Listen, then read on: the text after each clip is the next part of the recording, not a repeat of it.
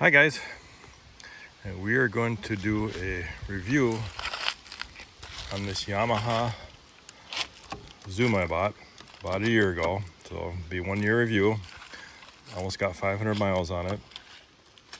Now when I originally was looking at these, I wanted something for off-road.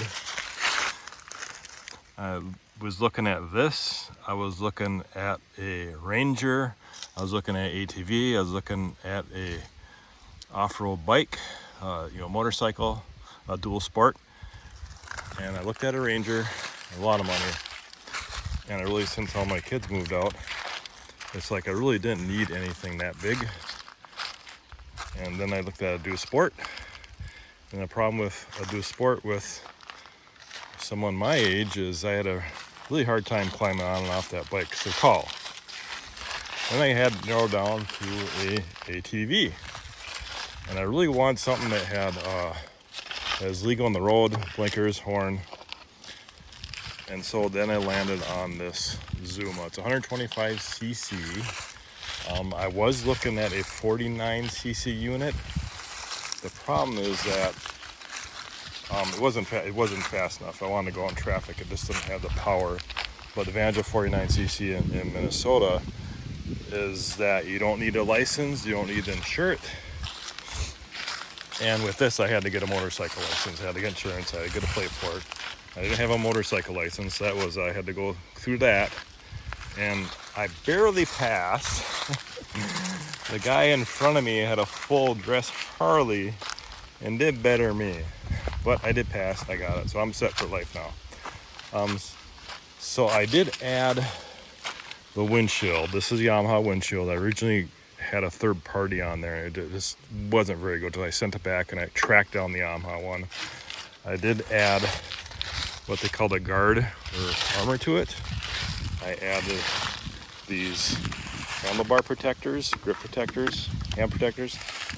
I did add these a little extension that onto that for your feet. And then this is a floor mat I cut out of an old floor mat out of a car.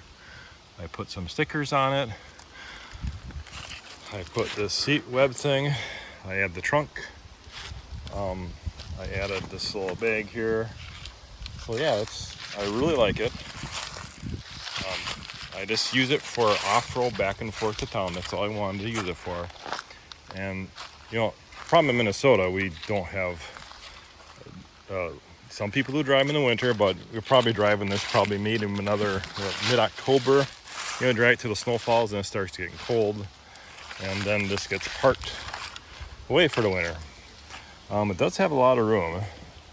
This is one thing there. So I do haul groceries there. Then I got the back trunk, which I added also. All right. And one thing that they're really, really quiet. So I'm gonna start this up.